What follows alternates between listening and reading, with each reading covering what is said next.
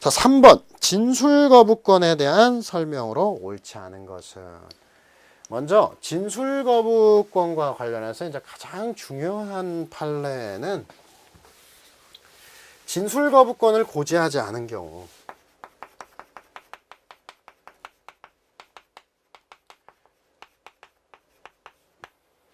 이러한 피신조서는 설령 임의성이 인정되어도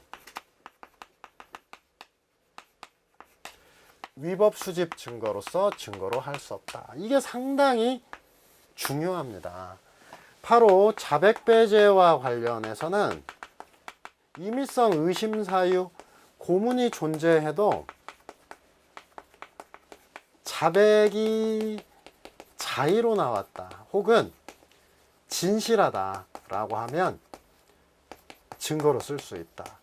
이게 뭐냐면 임의성이 있으면 이런 말이에요. 그래서 이게 바로 이제 우리 판례가 자백배제에서 취하는 인과관계 필요설인데, 이러한 해석론으로 인해서 우리나라의 어떤 기본권 침해가 상당히 극심했다. 그런데 진술거부권이 뭐길래 진술거부권을 고지하지 않았다. 진실하든지 자의로 나왔든지 불문하고 그냥 증거 능력을 배제하는 게 원칙이다. 그래서 이 신 20세기파 사건은 90년대 초반에 나왔는데 대한민국을 바꾼 13대 판결에 꼽힐 정도로 매우 중요하다. 그래서 시험에서 임의성이 인정되어도 라고 하는 부분에 있어서 임의성이 인정되지 않아야만 증거 능력이 부정된다. 임의성이 인정되면 증거로 쓸 수 있다. 뭐 이딴 식으로 나오게 되면 이건 잘못된 거다. 그래서 임의성이 인정되어도, 즉 임의성의 인정 여부를 불문하고 위법 수집 증거가 된다라고 하는 겁니다. 기타 이제 여기 문제에서 나오는 지문들은 이런 상황이에요. 바로 문제에 나오는 것들은 바로 갑이 일단은 참고인으로 조사를 받는다. 참고인으로 조사를 받아서 여기에서 이제 참고인 진술 조서를 작성하는데, 참고인 진술이니까 진술 거부권을 고지하지 않은 상태에서 어떤 참고인 진술 조서를 작성했는데, 훗날 이 사람이 갑에 대해서 기소를 했다라고 하는 사안. 과연 이 진술 조서라고 하는 것은 갑에 대해서 기소하면 실질이 피신 조서이지 않느냐. 그래서 이 피신조서이기 때문에 진술거부권을 고지하지 않았다면 위수중으로 볼 수도 있고 위수중이 아니라고 볼 수도 있는데, 이와 관련한 이제 구별 기준, 이것은 이미 피의자의 지위가 인정이 되는 상태인데 참고인으로 조사했다. 그러면 잘못된 거고, 그러나 아직 피의자 아닌 자 이다. 즉 순수한 참고인이라고 한다면 참고인인 경우에 있어서는 진술거부권 고지 의무가 없기 때문에 이때는 위법 수집 증거가 아니다라고 했는데, 이와 관련해서는 서브노트 35페이지 맨 하단에, 서브노트 35페이지 맨 하단에 94번에서 좀 정리를 해놨습니다. 그래서 참고인 진술조서 작성 시 진술거부권을 고지하지 않았으나 추후 후 피고인으로 고지된 거. 원래 피고인으로 공소 제기된 이상은 본질은 피신조서고 진술거부권 고지가 필요한 게 원칙인데, 이 형량을 보여준 거예요. 그래서 위법 수집 증거, 이거 매우 중요합니다. 이미 피의자의 지위를 얻은 경우, 즉 실질적으로 범죄 혐의가 있다고 봐 수사를 개시한 이후에는 진술거부권을 고지하지 않은 게 의도성이 있다. 일부러 침해하기 위한 거다. 그래서 위수중으로 봅니다. 다음 페이지. 이게 바로 허위의 외국인 투자라는 정황을 포착한 이유. 이것은 혐의를 인지했다는 말이에요.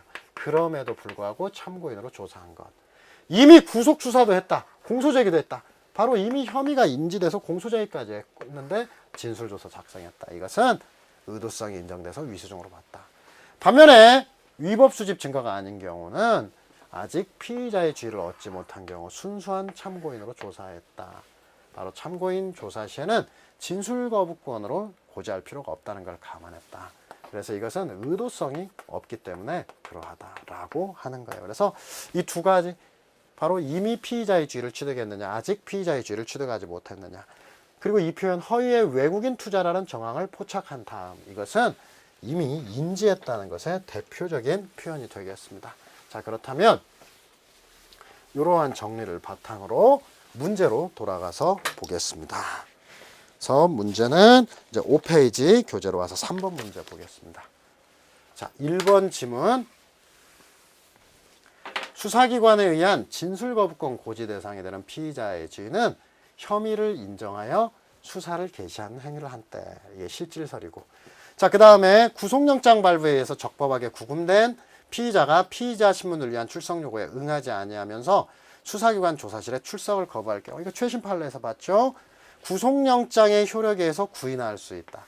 그러나 구인할 수는 있지만 이때 피의자 신문은 임의수사이고, 임의수사로서 당연히 진술거부권이 보장되고 진술 강요는 금지된다. 그래서 당연히 진술거부권을 고지하여야 하는 것이겠고요.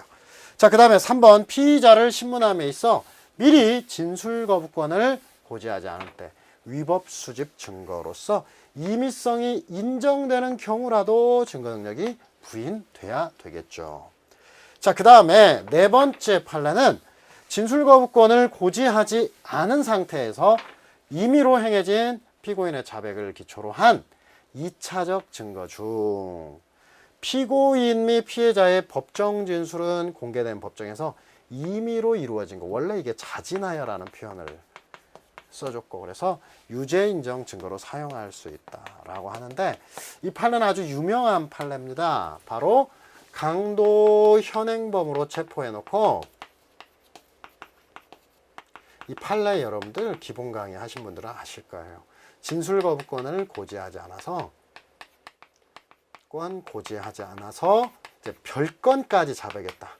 별건을 자백했는데, 그 다음에 이거 집에 가서 집에서 이제 별건의 압수물들을 적법하게 형식상으로 압수를 합니다. 그 후 수사 과정에서, 그 다음에 공판정에서 변호인도 선임되고 진술거부권도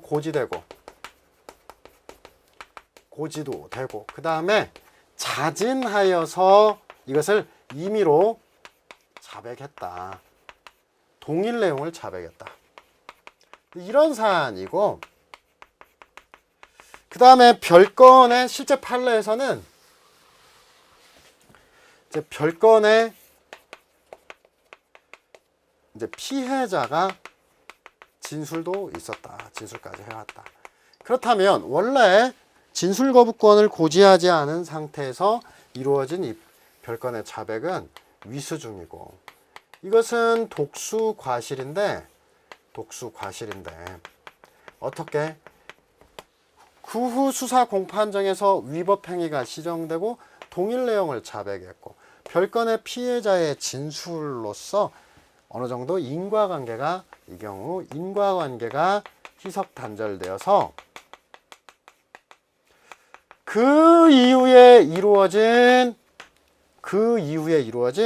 어떤 수사 단계의 자백, 어떤 수사상 자백과 공판 단계 자백, 특히 판례의 요지에서는 공판정 자백은 증거 능력이 있다.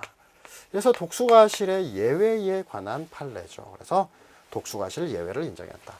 그 사안을, 이 판례는 잘 기억해 주세요. 그래서 진술거부권 고지하지 않은 상태에서 자백을 얻었는데 그 이후 확 줄여놨어요. 법정 진술은 공개된 법정에서 자의로, 임의로 이루어진 것이어서 예외적으로 증거로 할 수 있는 독수과실의 예외다라고 이해하시면 되겠습니다.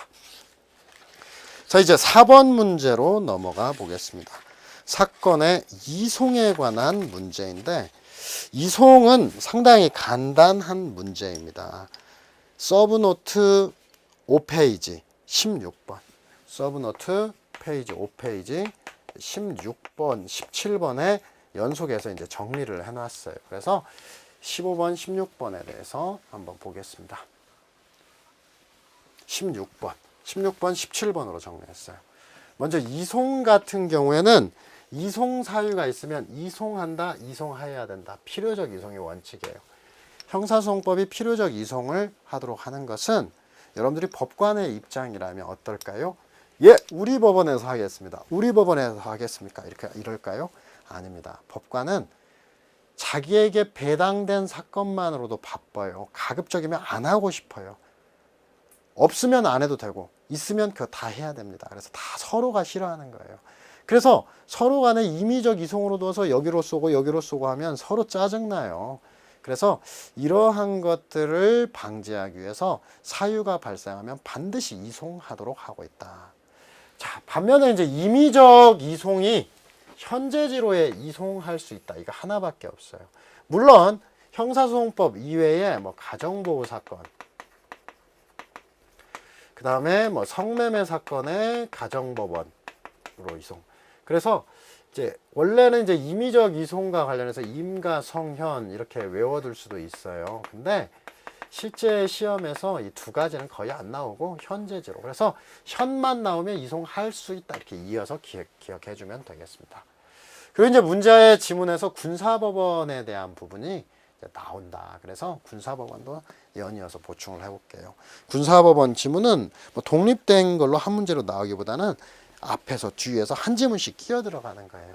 그래서 군사법원과 관련해서 민간법원이냐 군사법원이냐는 재판권의 문제다 이렇게 얘기하는데, 사실 재판권 한국에서 재판하냐 미국에서 재판하냐 일본에서 재판하느냐 이게 재판권의 문제일 것 같은데, 대한민국 영역에서 민간법원이냐 군사법원이냐 이걸 재판권의 문제라고 하는 게 통설 판례의 입장인데, 이렇게 통설이 재판권의 문제라고 하는 것은 어떤 과거의 군사재판의 폐해를 고려해서 가급적이면은 군사재판을 하지 말라라고 하는 취지예요. 그래서 재판권의 문제다 얘기를 하는데, 이런 재판권의 문제이기 때문에 민간인이냐 군인이냐 입적 혹은 입대를 입적, 제대를 제적, 이것을 엄격한 증명의 대상이다 라고 얘기를 하고 있다. 이건 자주 나옵니다. 그런데 재판권에 이렇게 문제이긴 하지만 실제로는 대한민국 영역 안에서 나오니까 관할에 준해서 생각해요. 그래서 민간인이 군에 입적하면 군사법원에 이송한다. 원래 한국에서 미국으로 간다면 미국 법원에 이송한다 말도 안 되잖아요. 근데 실제로는 재판권이라고 하는 것은 과거의 폐해 때문에 그런 거고, 그래서 민간인이 군에 입적하면 이송한다. 또한 제적하면 일반 법원에 이송한다라고 하게 되어 있습니다. 그리고 이제 군사법원은 보통 군사법원, 고등 군사법원, 대법원 순이에요. 왜냐하면 판사가 부족하기 때문에 바로 판사 자격 없는 일반 장교들을 심리관으로 활용해서 그렇고 단독 합의를 구분하지 않습니다. 그러다 보니까 약식명령을 청구받은 민간인, 약식명령 1심이잖아요. 군에 입적했다. 바로 일반 법원에서는 1심인 보통 군사법원에 이송하여야 됩니다. 그리고 관할과 마찬가지로 일반 법원에서 군사법원으로 이송을 했다. 거꾸로 반대도 마찬가지예요. 그 소송 행위는 유효하다라고 보고, 한 가지만 더 보겠습니다. 관할에 준해서 한 가지만 꼭 메모를 해두시면, 유죄 확정 후에 군에서 제적 시